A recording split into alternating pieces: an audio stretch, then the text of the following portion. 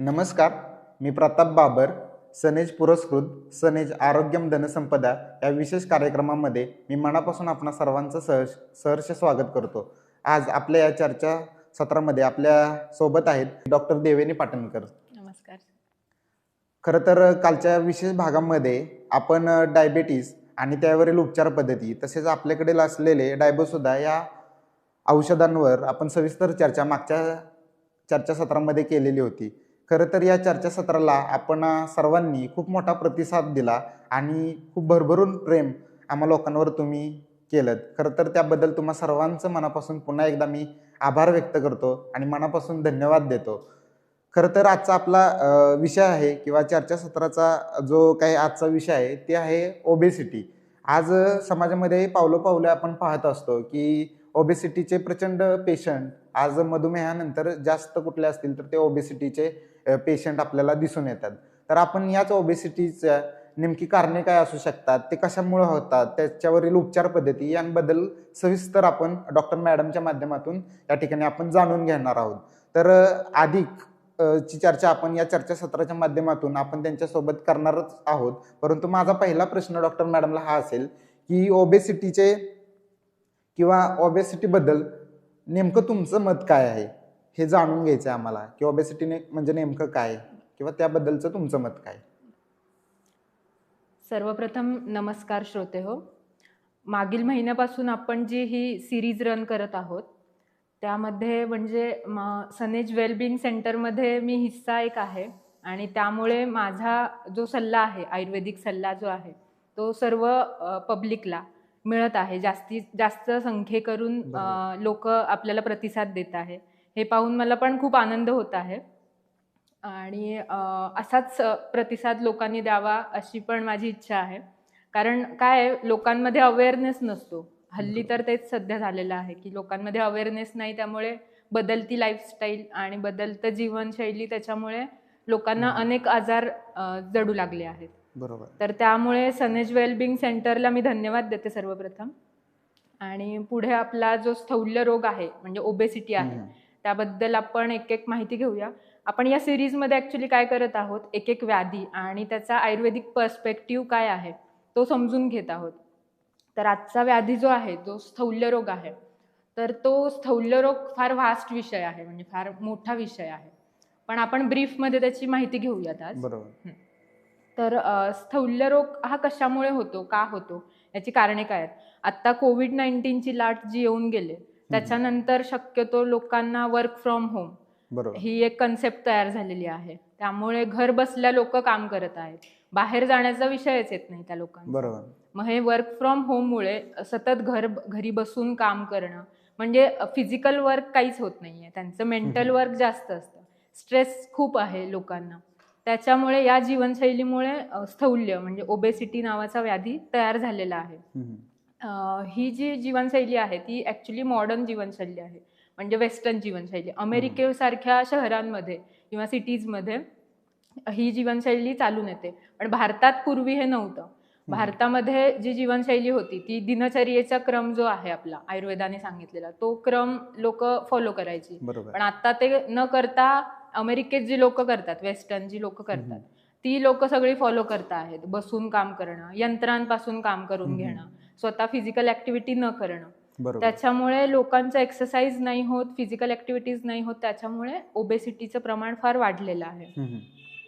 आणि अशी ओबेसिटी वाढल्यामुळे पेशंट असे येतात. आता कालच एक पेशंट आलेला माझ्याकडे, तर तो म्हणे की मी खूप व्यायाम करतो तरी माझं वजन कमी होत नाही. काही स्त्रिया अशा पण म्हणतात की मी लग्नाआधी चवळीची शेंग होती, पण लग्नानंतर अगदी वजन वाढायला लागलं त्यांचं. तर काही जण तर म्हणतात की अर्धी चपाती खातोय मी किंवा जेवतच नाहीये दिवस तरी पण माझं वजन वाढतंय. तर असं का होतं. इव्हन काही पेशंटमध्ये असं पण दिसून येतं की ऑपरेशन नंतर त्यांचं वजन वाढलं एकदम, किंवा नोकरी सोडल्यानंतर त्यांचं वजन वाढलंय, किंवा इतर काही मानसिक तणाव आहेत घरी त्यामुळे त्यांचं वजन वाढतंय. काही स्त्रियांना तर हल्ली भरपूर स्त्रिया आहेत ज्यांना मेनोपॉज नंतर आणि पाळीच्या काही तक्रारी आहेत त्याच्यामुळे वजन वाढत आहे. किंवा बदलती लाईफस्टाईल म्हणजे काही कॉलेजच्या मुली आहेत ज्या बाहेर राहून शिकत आहेत बरोबर. त्यांना शक्यतो मेसचं जेवण आवडत नसतं. कालच एक पेशंट माझ्याकडे आलेली मुलगी होती ती. तर ती पुण्यामध्ये तिचं शिक्षण सुरू आहे बरोबर. आणि मेसचं जेवण आवडत नाही, त्याच्यामुळे ती बाहेरून मागवते काय तर Fast food. बर्गर, पिझ्झा जे Fast आपले food. वेस्टर्न आहे, फास्ट फूड. बरोबर. हां. तर ते फास्ट फूड खाल्ल्यामुळे त्याच्यामध्ये चीज असतं, मैदा असतो, असे न पचणारे जे वस्तू असतात, तर त्याच्यामुळे तिचं वजन पण वाढत गेलं आणि तिचे पिरियड्स प्रॉब्लेम तर होतच होता तिला. त्याच्यामुळे ती माझ्याकडे आली की मी काय करू. मग तिला हे सांगितलं की तू तुझी लाईफस्टाईल एकदा चेंज केलीस तर तुला बाकीचं काही करण्याची गरजच नाही. तर बरोबर. असं जे आहे म्हणजे हल्लीची जी लोकांची विचारसरणी झाली तर ती बदलण्याचा मोठा आपण विचार केला पाहिजे, बरोबर. असंच मला सांगावंसं वाटतं. खरं तर म्हणजे मॅडमच्या बोलण्यातून हे जाणवलंय की बदललेली जीवनशैली हे खरं तर ओबेसिटीचं मुख्य कारण असू शकतं.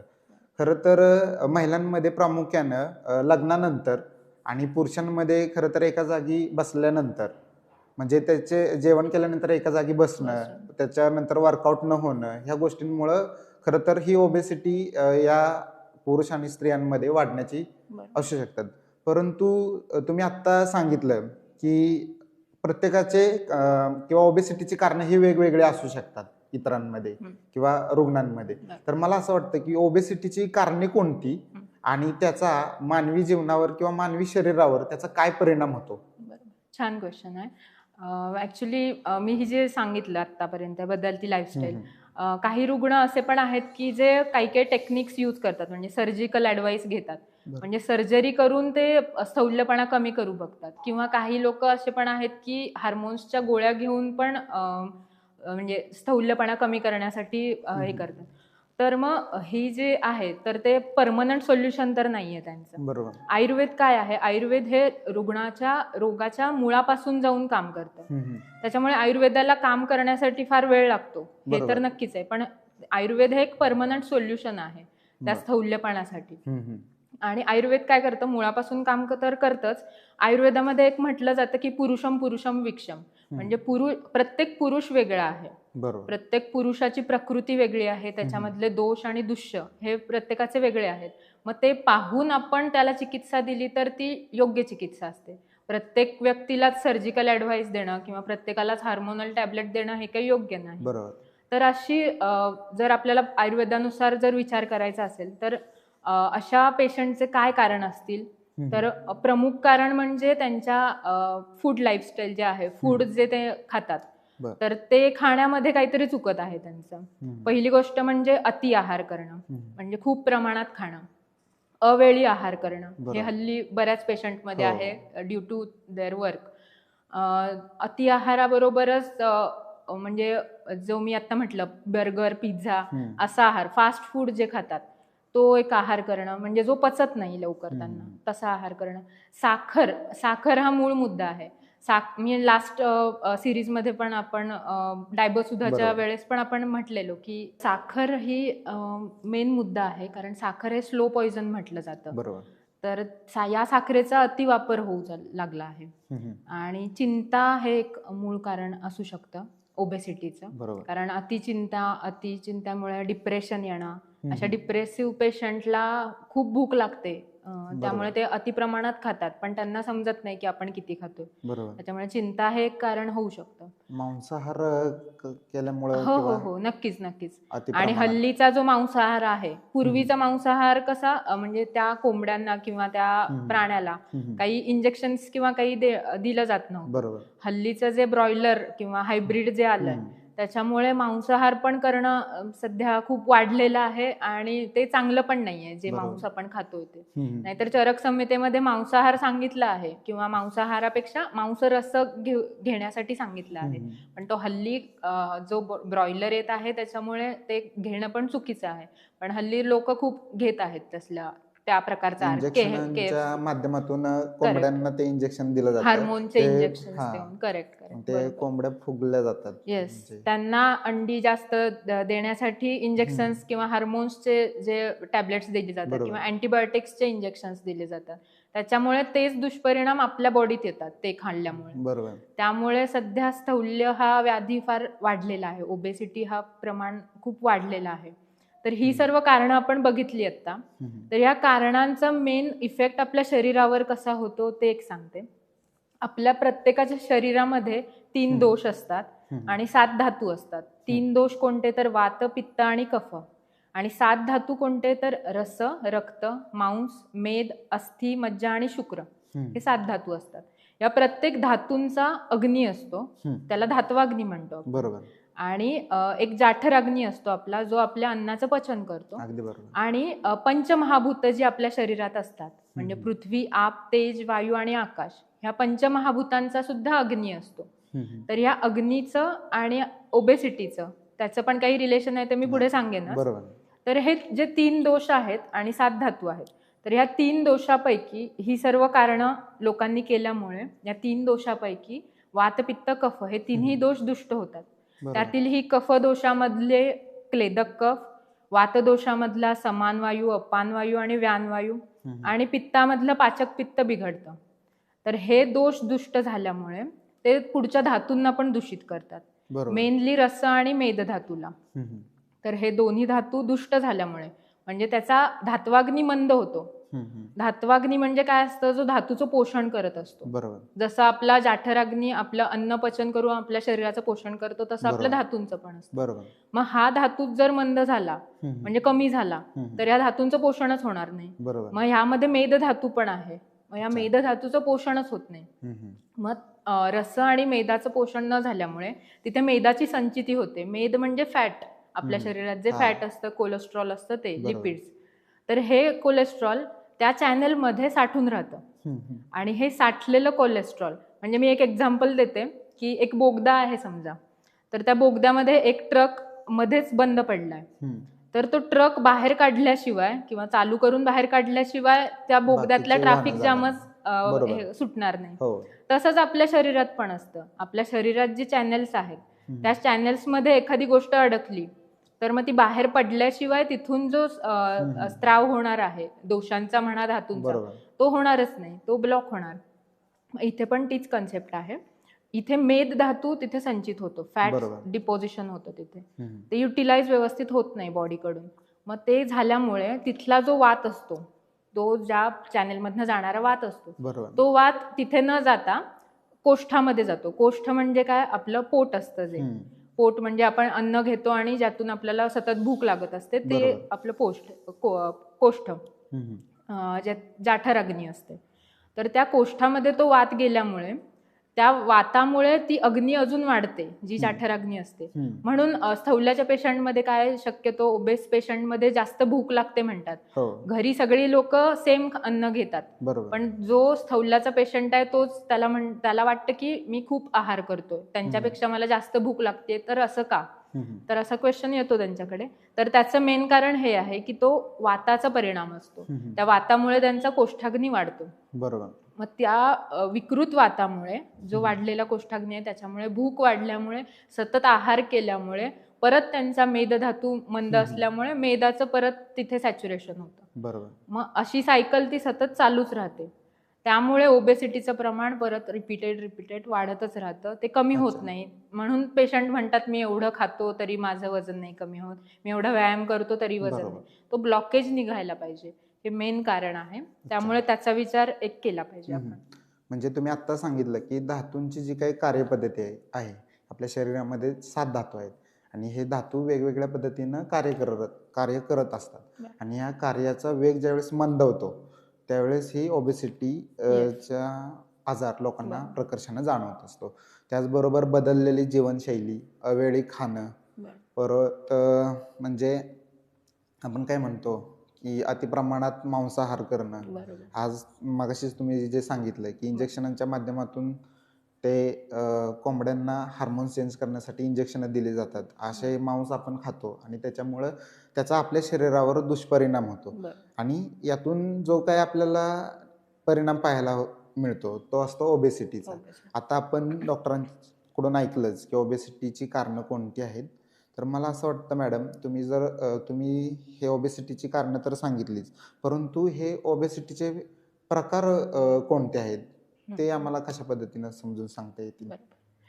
मला एक मुद्दा एक ॲड करायला सांगायचं की आपण कारणांमध्ये एक मुद्दा नाहीच सांगितला की जे फिमेल्स आहेत, लेडीज आहेत, त्या शक्यतो ज्या वयस्कर असतात त्या घरीच असतात, त्यामुळे होय. त्या शक्यतो दिवा स्वॉप करतात, म्हणजे दिवसा झोपतात. हां हां दिवसा झोपण्याचं प्रमाण ही हल्ली जास्त वाढलं आहे. बरोबर. त्याच्यामुळे कफ वाढतोय, कफ दृष्टी होते, इतर दोष दृष्टी होतात आणि परत ती सायकल येते. ते बरोबर. एक रिझन सांगायचं राहिलेलं माझं.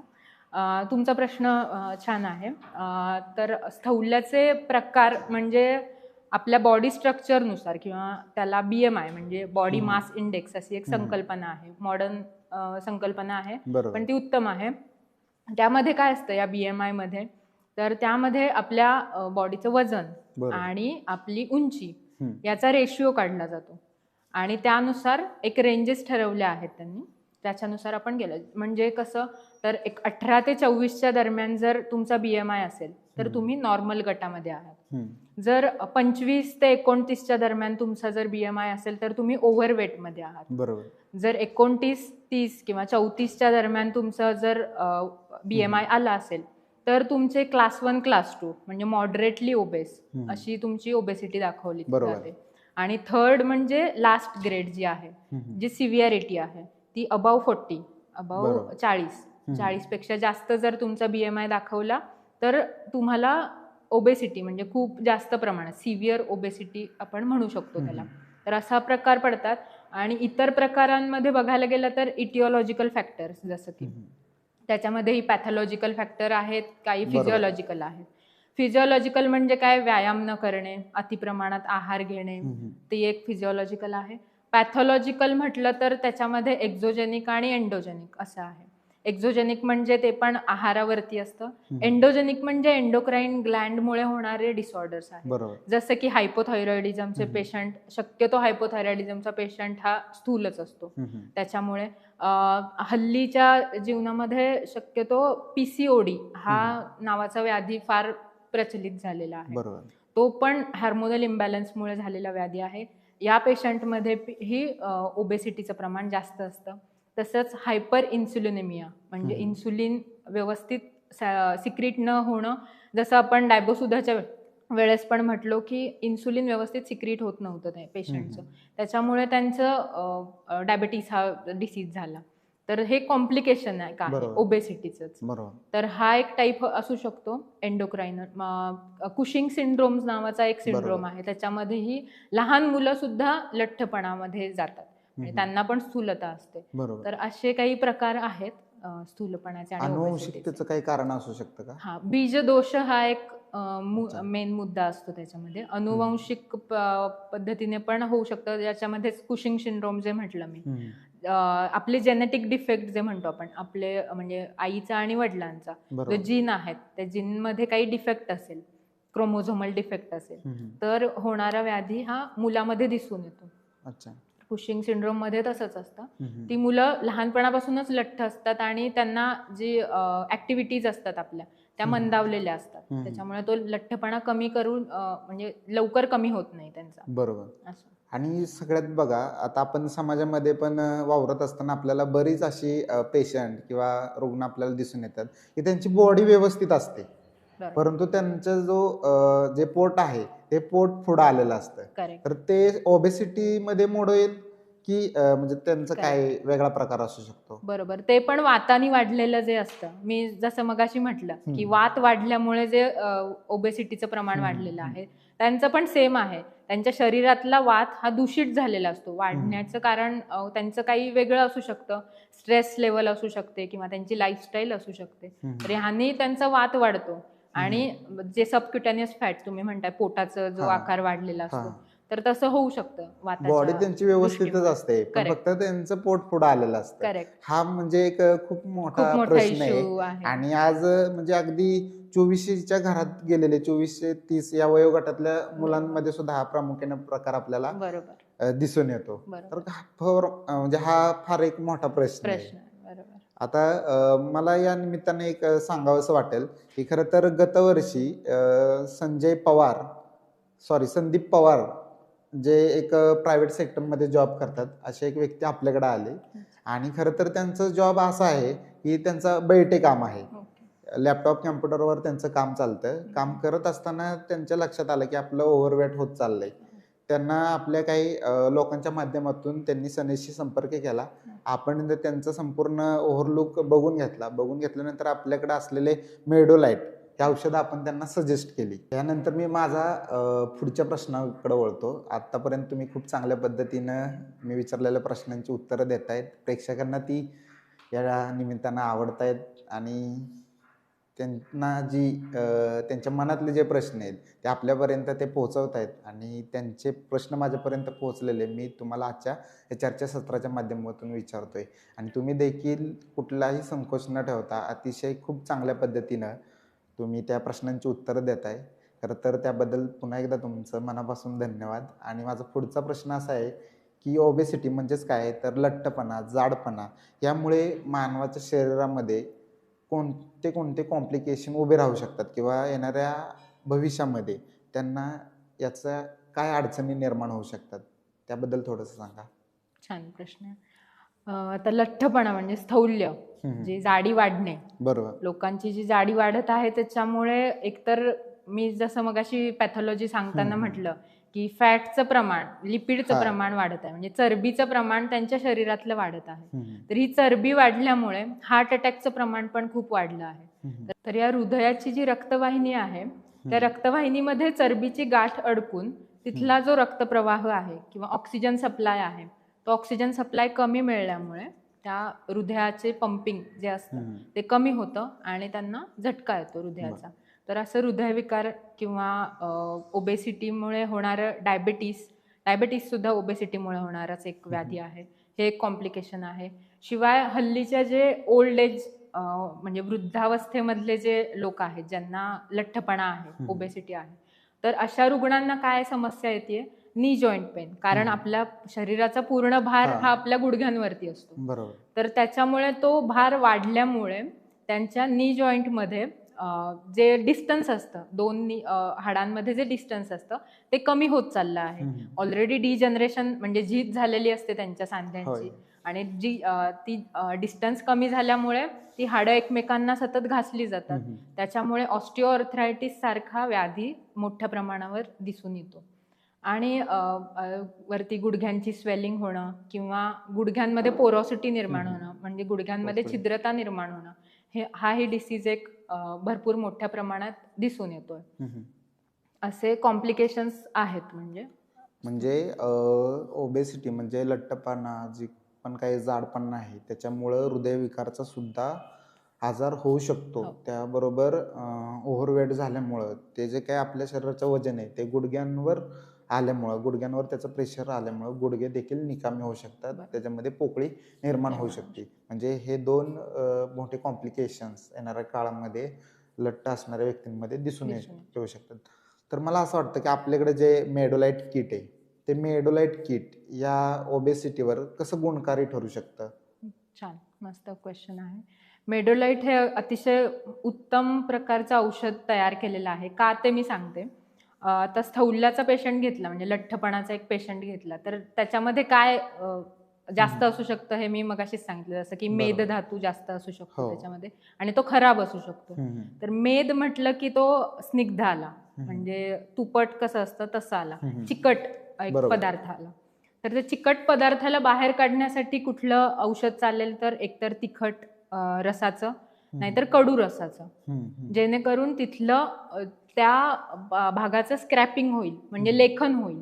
तर अशा लेखनासाठी मेडोलाइट किटमध्ये अर्जुन, दशमूळ हे एक मेन घटक का मी फोकस करते, कारण का मी मगाशी जसं म्हटलं की आपण मेदाचं प्रमाण कमी करताना वात वाढला नाही पाहिजे, कारण वात पुन्हा वाढला की परत तुम्हाला तीच सायकल चालू होणार. हा, बरोबर. मग हा वात वाढू नये म्हणून दशमूळ हे सगळ्यात बेस्ट ऑप्शन आहे. दशमूळ हा वातघ्न आहे. वातघ्न म्हणजे वात कमी करणारा, वात शमन करणारा आहे.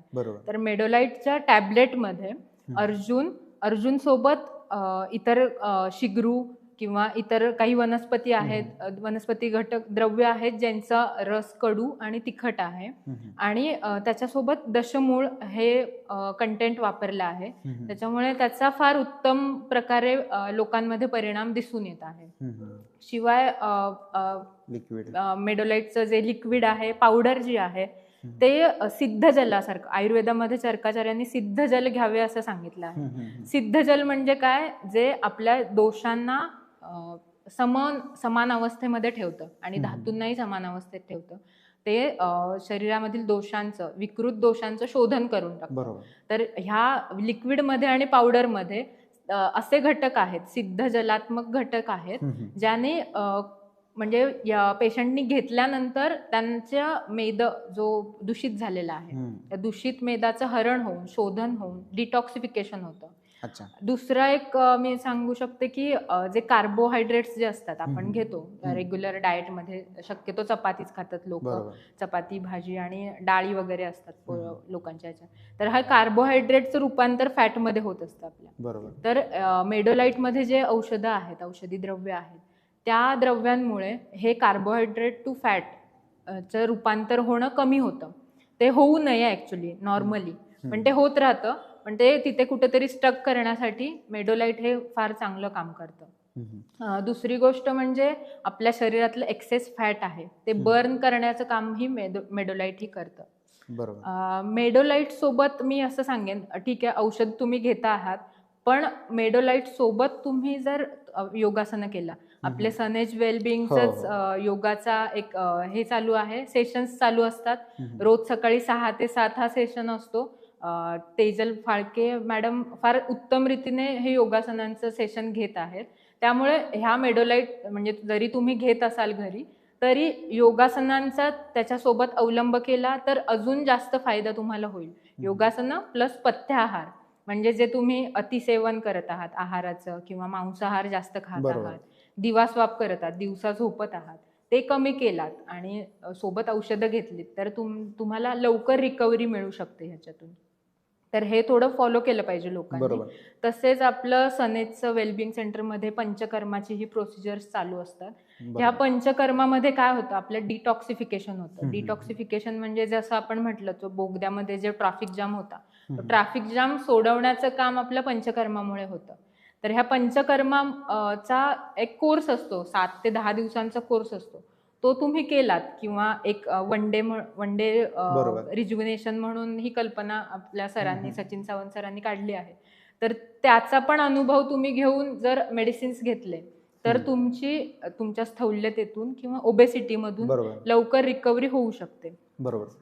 खरं तर सातारमध्ये जे आपलं सनेज वेलबिंग सेंटर उभं राहिले, या सेंटरच्या माध्यमातून पंचकर्म त्या ठिकाणी केलं जातं आणि व्यक्तीच्या किंवा रुग्णांचं जे काय पंचकर्माच्या माध्यमातून शरीर शुद्धीकरण केलं जातं आणि प्रामुख्याने संपूर्ण त्याचं शरीरच पूर्णतः क्लीन केलं जातं, बॉडी क्लीन केली जाते आणि जे पण काही आजार असतील, म्हणजे त्यातला एक आजार झाला असेल तर त्या पंचकर्माच्या माध्यमातून त्याचं संपूर्ण शरीर शुद्धीकरण केल्यामुळं त्याला इतर जे पण काही आजार ग्रासले आहेत की जे त्याला माहीत नाहीत, त्याचे सुद्धा कुठंतरी त्याला म्हणजे सोडवणूक होऊ शकते त्या आजारांपासून त्याची. खरं तर समाजामध्ये असे पण पेशंट असतात बघा की ते ओव्हरवेट आहेत, लठ्ठ आहेत, जाड आहेत, तर त्यांचं ऑपरेशनच्या माध्यमातून चरबी काढण्याचं बरंचदा माझ्या कानावर आलं होतं की त्यांना ऑपरेशनचा डॉक्टरांनी सल्ला दिलाय की त्यांच्या शरीरामध्ये जी काय अतिरिक्त चरबी आहे ती त्या ऑपरेशनच्या माध्यमातून काढायची, म्हणजे त्यांचा जो काय वाढलेला लठ्ठपणा आहे, ओबेसिटी जी आहे ती कमी होऊ शकते. तर मला असं वाटतं की त्यावर तिथं जो डॉक्टरनी त्यांना ऑपरेशनचा सल्ला दिलाय अशा ठिकाणी आपलं मेडोलाइट त्यांना दिलं तर ही अतिरिक्त वाढलेली चरबी त्या ठिकाणी कमी होऊ शकेल. नक्कीच कमी होऊ शकेल. आणि सर्जरी हा काय परमनंट इलाज नाही. मी मगाशी पण सांगितलं, सर्जरी करणं किंवा एखाद्या पिल्स घेऊन, ते हार्मोनच्या पिल्स घेऊन तुम्ही चरबी कमी करणं, ते हार्मोन्स तसे देऊन, ते काही परमनंट इलाज नाहीये आपल्या ह्याचा.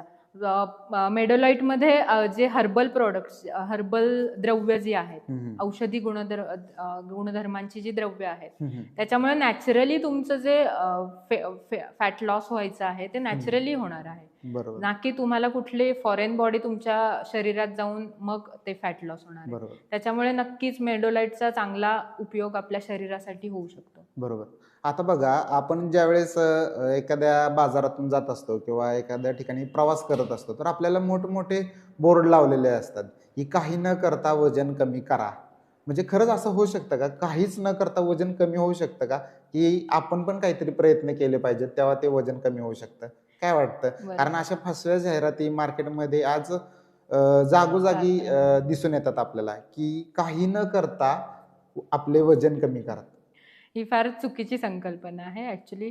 काही न करता कुठलीच गोष्ट होत नाही. बरोबर. प्रत्येक गोष्टीला काहीतरी कारण असतं अगदी बरोबर आणि आहे. ते कारण करण्यासाठी आपल्याला हालचाल करणं गरजेचं असतं. हां. तर आपली फिजिकल ऍक्टिव्हिटी जेवढी असेल तेवढी आपलं हेल्थ मेंटेन राहते. त्याच्यामुळे जसं मी म्हटलं की आपलं शरीर जेवढं हं, हं. चलायन असेल हं, हं. तेवढं आपलं शरीर जास्त स्वस्थ असतं. बरोबर. म्हणजे स्वस्थाने स्वास्थ्याचे रक्षण करावे आणि आतुराचे रक्षण करण्यासाठी आम्ही आहोतच वैद्य. नाही, बरोबर आहे. पण तसं म्हणजे केवळ काही न करता काही हं, होईल हं, असं हं. अशी गोष्ट तर नाहीये. ते नक्कीच फसवेगिरी होत आहे बरोबर. लोकांची. म्हणजे मला या चर्चासत्राच्या माध्यमातून आज डॉक्टरांनी सुद्धा सांगितलं, की अशा ज्या काही जाहिराती आहेत, यापासून खरं तर लोकांनी सावध झालं पाहिजे. काही न करता जर वजन कमी करता येत असतं, तर आज ओबेसिटीचा प्रकारच समाजामध्ये राहिला राहिला नसता नसता. शिल्लक. कारण ही सगळी लोकं तिथंच जॉइन झाली असते आणि आपले ओबेसिटी, लठ्ठपणा, जाडपणा जो पण काय आहे, तो त्या ठिकाणी त्यांनी कमी करून घेतला असता. त्यामुळं मला असं वाटतं, की अशा ज्या काही मार्केटमध्ये जाहिराती आहेत, की काहीच न करता वजन कमी करा, यापासून लोकांनी, श्रोत्यांनी आणि आपल्या सेनेच्या डिस्ट्रिब्युटर लोकांनी सावध व्हावं आणि आपला जो काही अतिरिक्त पैसा त्या ठिकाणी वेस्ट होतोय, तो कुठेतरी थांबवावा. हेच या चर्चासत्राच्या माध्यमातून मी आपणाला या ठिकाणी सांगेन. आपल्याकडं काही महिन्यांपूर्वी किरण मांडवे आणि पल्लवी खंडायत हे आपले 2 डिस्ट्रिब्युटर आपल्या सनेज शॉपीला भेट देण्यासाठी आले होते. त्यांना डॉक्टरांच्या सल्ल्यानुसार आपण त्यांना मेडोलाइट किट त्यांच्या ओबेसिटीसाठी सजेस्ट केलं. त्यानंतर त्यांनी ते व्यवस्थित घेतलं, त्याचा चांगला फॉलोअप ठेवला. हे घेत असताना त्यांनी आपली जी काय रोज 5:30 वाजल्यापासून जी काही योगासनं होतात, जी काय योगा केला जातो, त्याला ते कनेक्ट झाले आणि त्यांना जो इतका अप्रतिम सुंदर रिझल्ट आला, की तुम्ही त्यांना ओळखू नाही शकणार एवढा बदल त्यांच्यामध्ये त्या ठिकाणी घडला. किरण मांडवे हे आपल्या जवळच असलेल्या वडूज गावचे आहेत आणि पल्लवी खंडायत या पालीचं जे मुख्य देवस्थान आहे, त्या पाली गावचे आहेत. ह्या दोघांमध्ये खूप जबरदस्त रिझल्ट या मेडोलाइटनं आपल्याला मिळाला किंवा आपल्याला हे मेडोलाइट त्यांना दिल्यानंतर तो रिझल्ट अप्रतिम आपण त्या ठिकाणी घेतला. आपलं हे ओबेसिटीवर गुणकारी असलेलं मेडोलाइट सनेच्या प्रत्येक शॉपिंगमध्ये उपलब्ध आहेत. परंतु हा व्हिडिओ जे व्यक्ती बघत आहेत आणि त्यांना हे मेडोलाइट किट हवं आहे, या व्यक्तींनी www.mysanej.com या वेबसाईटवर भेट देऊन तिथं उपलब्ध असलेलं मेडोलाइट किट याची ऑर्डर आपण घरबसल्या करू शकता. खाली दिलेल्या नंबरवर देखील आपण संपर्क करू शकता आणि हे किट घरी बसल्या आपण मागवू शकता आणि आपल्याकडं जो काही ओबेसिटीचा आजार आहे, तो आपण या मेडोलाइटच्या माध्यमातून घालवू शकता. मेडोलाइट कशा पद्धतीनं घ्यावं, हे आपण आता डॉक्टरच तुम्हाला सांगतील, की कशा पद्धतीनं ते मेडोलाइट घ्यावं. बरोबर. एकतर रुग्णांनी शक्यतो वैद्यांच्या सल्ल्याने औषध घेतलेलं नेहमी चांगलं असतं. कारण बरोबर. पुरुषं पुरुषं मिक्षम मी मगाशी म्हटली. हं, हं. प्रत्येक व्यक्ती वेगळं असतं, वेगळी प्रकृती असते प्रत्येकाची. तर रुग्णांच्या जे काही व्यथा आहेत ते त्यांनी वैद्यासमोर मांडून, डॉक्टरसमोर मांडून मग त्याची काही औषधं डॉक्टर्स सांगतील ती घेणं योग्य ठरतं नेहमी. तर आपल्या सनेजचं पण तसंच आहे की ऑनलाईन कन्सल्टेशन ज्या रुग्णांना सनेज वेलबिंग सेंटरला भेट देणं शक्य नसतं, तर अशा रुग्णांसाठी आम्ही ऑनलाईन प्लॅटफॉर्म पण काढलेला आहे. तर या ऑनलाईन प्लॅटफॉर्मवरती तुम्ही तुमच्या रुग्णांची, म्हणजे तुमचे जे नातेवाईक असतील, तुम्ही स्वतः असाल, तर त्यांच्या काही व्यथा असतील, काही सिम्पटम्स असतील, तर ते सांगून, ते शेअर करून नंतर त्या डॉक्टरांच्या सल्ल्याने तुम्ही जर औषधं घेतलीत तर हे फार चांगलं होईल. बरोबर. मेडोलाइटचं सांगायचं झालं तर मेडोलाइटमध्ये एक टॅबलेट आहे, एक लिक्विड आहे आणि एक पावडर कंटेंट आहे. तर टॅबलेटचा डोस म्हणजे तो व्यक्तीवर डिपेंड करतो.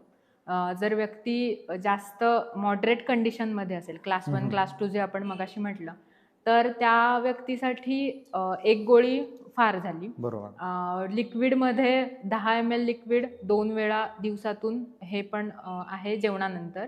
आणि पावडरमध्ये तुम्ही पावडर 1 वेळा घेतली तरी पुरेशी झाली. 1 चमचा पावडर 1 कपभर पाण्यामध्ये रोजच्या रोज जेव्हा तुमचा चहाचा वेळ असतो, चहा स्किप करून ही पावडर घेतलीत तर फार उत्तम याचा रिझल्ट येतो. आणि जो सिव्हिअर कंडिशनमध्ये ओबेस आहेत जे, त्यांना हा डोस थोडा जास्त प्रमाणात द्यावा लागेल. जसं की टॅबलेट आहे ती दिवसातून 2 वेळा 1 टॅबलेट, लिक्विड आहे त्याचं प्रमाण 15 ml दिवसातून 2 वेळा आणि पावडरचं प्रमाण पण दिवसातून 2 वेळा. म्हणजे सकाळी 1 कप पाण्यामध्ये 1 चमचा पावडर आणि रात्री झोपताना 1 कप पाण्यामध्ये, कोमट पाण्यामध्ये 1 चमचा पावडर. आणि मूळ मुद्दा एक सांगायचं झालं तर आयुर्वेदाची कोणतेही औषधं आहेत ती कोमट पाण्यासोबतच घेणं नेहमी योग्य ठरतं. कारण कोमट पाणी हे पण एक व्हेइकल आहे. व्हेइकल म्हणजे त्या औषधाला त्या स्थानापर्यंत पोहोचवण्यासाठीचं एक कंटेंट आहे. त्याच्यामुळे कोमट पाण्यातूनच सर्व औषधं घेणं योग्य ठरेल. कोमट पाण्यातून घेतलं तर ते अधिक गुणकारी किंवा प्रभावी ठरेल. मॅडमनी खूप चांगली माहिती आता आपल्या या चर्चासत्राच्या माध्यमातून आपल्याला दिलेलीच आहे. आता आपण या चर्चासत्राच्या अत्यंत शेवटच्या टप्प्यात म्हणजे अगदी निरोपाच्याच टप्प्यात येऊन पोहोचलेलो आहोत. मॅडमनी खूप सुंदर माहिती आपल्या सर्व श्रोत्यांना या निमित्ताने दिलेली आहे. याशिवाय आणखी जर कोणाचे काही प्रश्न असतील तर 10 ते 1 या वेळात आपले ऑनलाईन कन्सल्टेशन सनेज वेलबिंग सेंटरमध्ये चालू असतात. आपल्या ज्या पण काही व्यक्ती असतील त्यांना हे सारे प्रश्न असतील की जे या चर्चासत्राच्या माध्यमातून सुटले नसतील किंवा यापेक्षा अधिक वेगळे प्रश्न त्यांच्या असतील तर त्या सर्व प्रश्नांची सोडवणूक 10 ते 1 या वेळात ऑनलाईन कन्सल्टेशनच्या माध्यमातून त्या प्रत्येक प्रश्नांची उत्तरं आमची सर्व डॉक्टरांची टीम त्या ठिकाणी तुम्हाला देतील. आणि हा आजचा चर्चासत्राचा कार्यक्रम याच ठिकाणी थांबला असं मी जाहीर करतो. धन्यवाद.